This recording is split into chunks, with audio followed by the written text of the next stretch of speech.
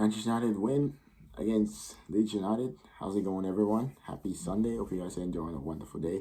It's been super nice here where I am, and hopefully you guys are having a nice day as well. And I do think it's been a up and down weekend. I think yesterday was terrible for me, but today has been pretty good. So you're always gonna have the ups and downs. That's just how it is in life. And like I said, United win. So I guess that's something that's very positive. Usually they play on Saturday and they've drawn, and we're coming out here talking about, oh my God, I can't believe it. And they almost drew again. They almost did it again. And if you're a United fan, just enjoy for like 5 minutes and then come back down to reality, because the euphoria after Elanga made it 4-2, it's fantastic. It's like, oh yes, we've done it. But then again, like why are we having to score 2 late goals to beat Leeds? Leeds are a terrible team, and they showed it in that first half. They were absolutely abysmal. It should have been 3-4-0 at halftime. Again, it should have been 3-4 at halftime. And this time, okay, it wasn't 1-0. It was 2-0 this time. And it was a pretty good performance in that first half. The lads came and they showed up and they actually performed. But then again, 45 minutes, that's all we can play. That's all we know how to play. And, I'm not having any of that, we played okay, when we were at the Storm and all that. We were at the Storm, but we didn't play okay anyway. We were as bad as Leeds. It's just that we have better players. We had the better players. And, Fred came on and made the difference. When he was coming on, I was like, in a game where I would say it now because nobody had me say it, but I was thinking to myself, like, in a game where we need to have, perfect touches and perfect passes because of how slippery and slidey it is, you're bringing on Fred, who on a perfect pitch, he can't pass the ball on a perfect pitch. You're bringing him on in those treacherous conditions. I'm like, he's going to be the one to save us. And guess what? I was saying it sarcastically, and like he actually did deliver, and he actually did save us. So, sat me down on that one. Elanga scoring as well.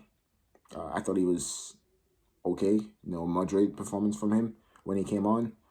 Definitely strange that he didn't start and Lingard did. That was a strange change, but Lingard did okay as well in that game. I was just waiting for him to burst on and go on a little run, but it was like treacherous conditions, like I said. So it wasn't exactly Lingard's kind of game, because Lingard is all about the Slenderman bronze and all that extra stuff. Those kind of runs, give and go and all that. I don't think that game really was meant for Lingard, because on a regular day, Leeds would be perfect for him, but in those conditions, not exactly, because it was just so difficult. Even for Dan James, I know he got an assist, but it was difficult for Dan James because he likes to just be someone who likes to run in behind and get in behind the defense, and he couldn't really do that, even though we played Maguire and Lindelof, which was definitely going to be easier for him to do than if we played Varane and Lindelof. But to be fair to our centre backs, they were fantastic today in terms of the first goal came from I believe let's talk about the goals, okay? I'm gonna talk about the goals today because there were 6 of them and we won. We won today. Usually I don't want to talk about the goals. I don't want to talk about the positives or anything, but let's talk about them. So the first goal for us, I can't even remember if it was the first goal, honestly. Oh yeah, it was Harry Maguire. Maybe that's why I couldn't remember. It's a fantastic cross from Shaw, and them two, they've been quite terrible this season. And Shaw had a really bad game after that assist, but they've been horrible this season. And it was so good to see them actually connecting. That was our first goal from a corner kick, 119th, I believe, corner kick that we finally got a goal from. And it was always going to be against Leeds. Of course, it was going to be against Leeds. I was surprised we didn't score a corner kick against Leeds in the first game of the season when we beat them 5-1. We always score corner kicks against Leeds. And I was surprised we didn't even have one on that day. And sure enough, our first corner kick goal of the season comes against Leeds. And Captain Maguire, that was a captain goal right there. The first person to score, the person to score the first goal at Ellen Road since they came back into the Premier League. Since Roy Keane scored in 2004, the last time we actually scored against them at Ellen Road in the Premier League, was our captain this season. And, whatever we say about Maguire, I still don't think he's good enough. I don't think he should be starting. I think he should still be benched even after what I believe was a good performance from him. It was pretty good. from him today, but I still think he should be benched because I don't even know why Varane was benched. Honestly, I don't know why he was. Lindelof, I was so happy to see him given that he kept his place, and he was fantastic again today. Excellent performance from Victor Lindelof. I think he's come leaps and bounds this season, and I've been saying it. I've been banging out this drum. If you give him a partner that's consistent, a partner that's confident, a partner that is competent, you're going to see how good Victor Lindelof is, and he actually is worth £35 million. He definitely is, and so happy to see that performance from him today. I hopefully we can get to the Varane Lindelof partnership and we can keep it the way it is, because Varane was Maguire was good today. I'm not gonna lie, it was very good today, but one sunny day doesn't make a summer. Just like today has been so nice out for us outside. Like tomorrow we're going right back to winter in Minnesota. So yeah. One sunny day doesn't make a summer. So there you go. At the end of the day, he's had many cloudy days and many rainy days, and so I'm not gonna just forget about them just because he had a good game today, and it was a good game. No, I'm not gonna have any of that. Neither one of the goals were on the center backs. Again, we're talking about our goals. First one, Maguire, captain, simple header, classic goal, classic center back goal, crossing to the box. Bullies is a marker and plants it right past the goalkeeper. A fantastic goal that was from Maguire. Excellent cross from Luke Shaw.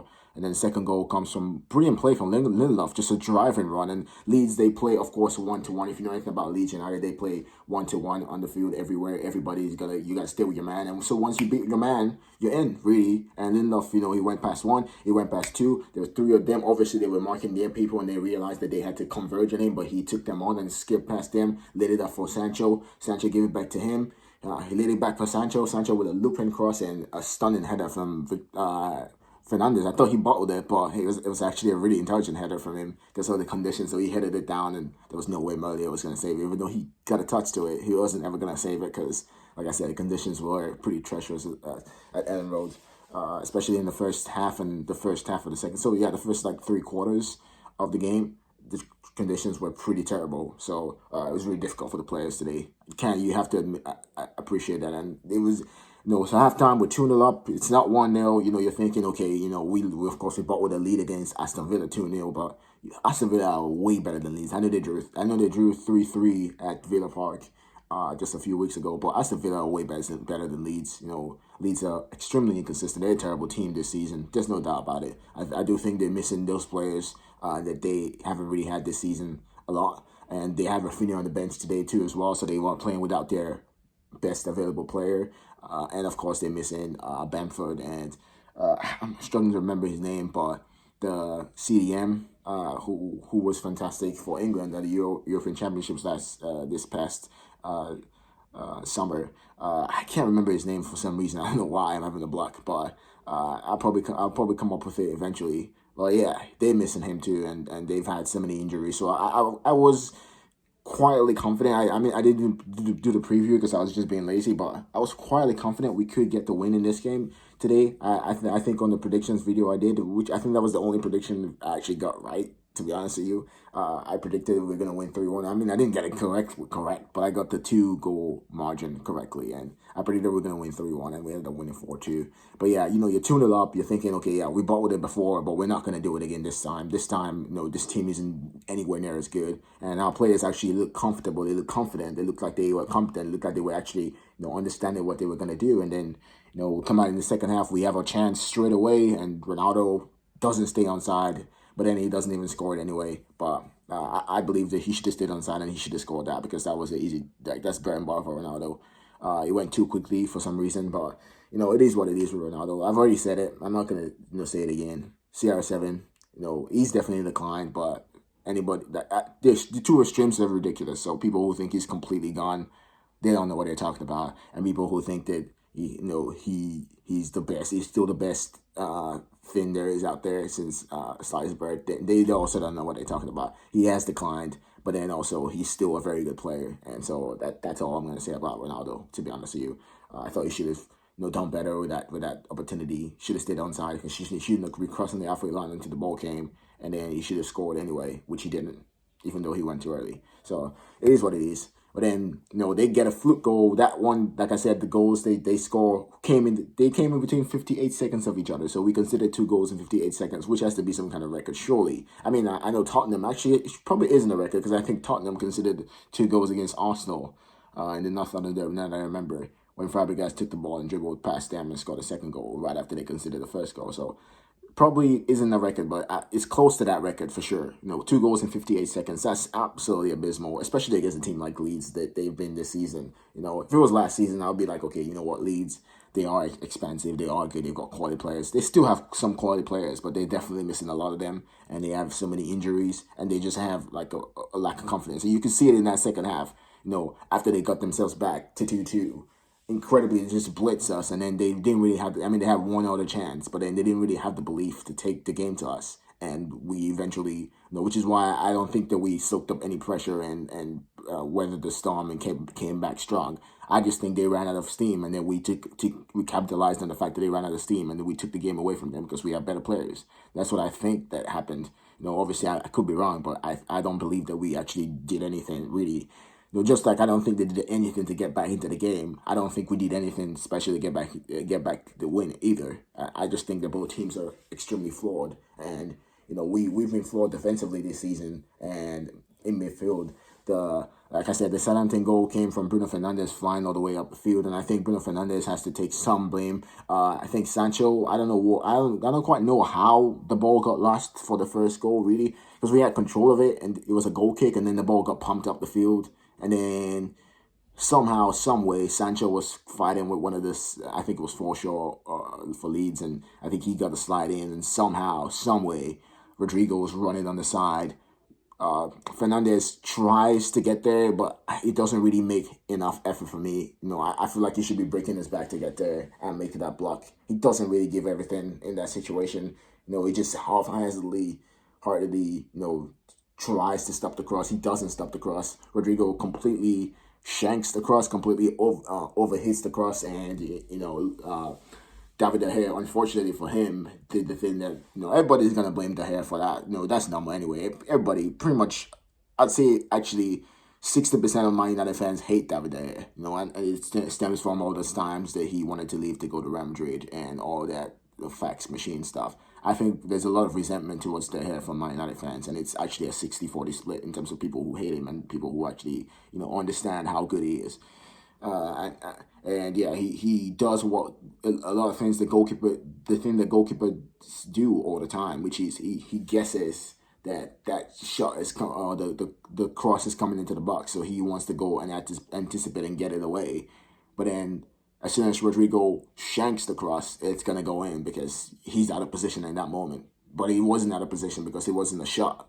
It was a cross. But then the cross was mishit, so it became a shot, and then he was out of position for the shot. So technically it's a mistake from the goalkeeper, but it's really not, because as a goalkeeper, you anticipate stuff. That's what happens. And like a lot of people are like, oh, I wouldn't anticipate that. You would anticipate it. You probably don't know much about being a goalkeeper. I mean, I haven't been a professional goalkeeper before, but I've been in goal a couple of times, and that's just it. You have to anticipate, otherwise you're not going to get there. If you don't anticipate, you're not going to be able to get there. You have to move a little bit earlier before the strike comes, but you just have to make sure you guess the right thing.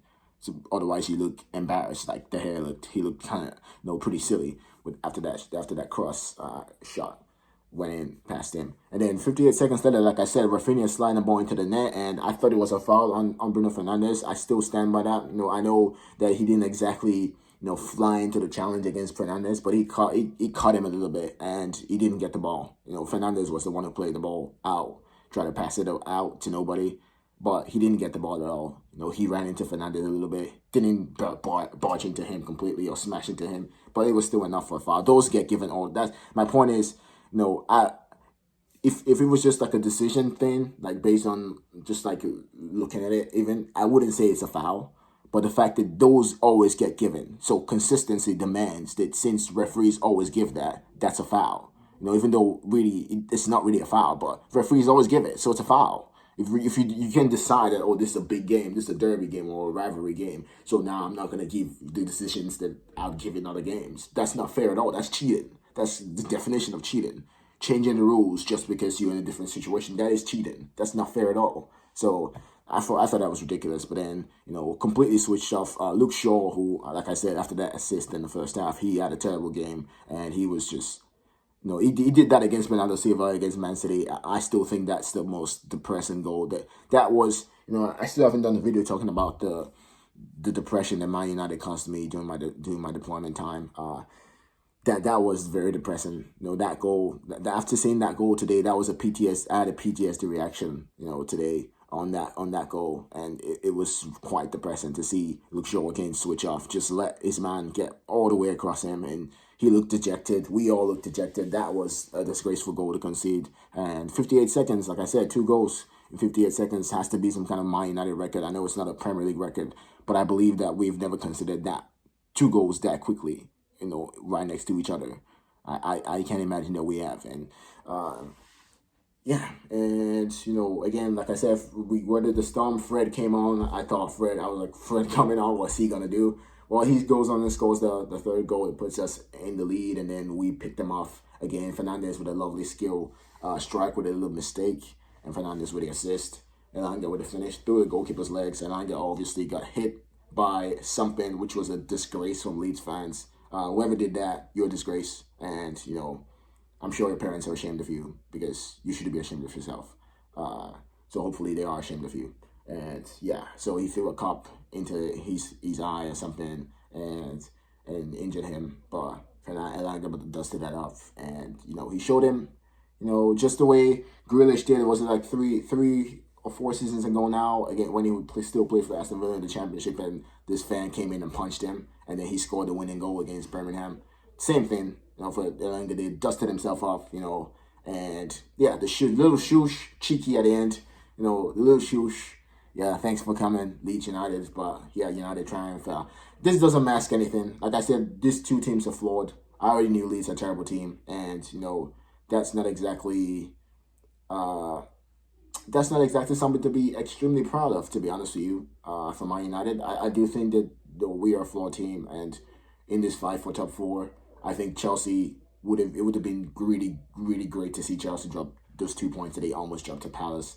Of course, he is saving them in the 89th minute, but it would have been really great, because that would mean there's 2 spots open, and then even though you still know that Chelsea are a better team than us, and over the stretch of the the final stretch of the season, you still expect that they're gonna probably pick up more points than us, but you never know, and dragging them back into that would have been quite good. But it's still on. Like I look at it, and I think they're 4 points ahead of us with 1 game less to play. But the good thing is Chelsea play Arsenal still. That game in hand they have is against Arsenal. And if they beat Arsenal, then Arsenal drop points, obviously. And if it's a draw, both of them drop points, which we gain from. And if Arsenal win, then Chelsea drop points, so we gain from. So either way, when 2 of your rivals play, all you got to do is win your game. And, then it's all rainbow and sunshine anyway, because whoever drops any points, that favors you. So, it is what it is. We'll see how it goes, how the cookie crumbles. And, of course, Arsenal 3 games in hand on us and 4 points behind us.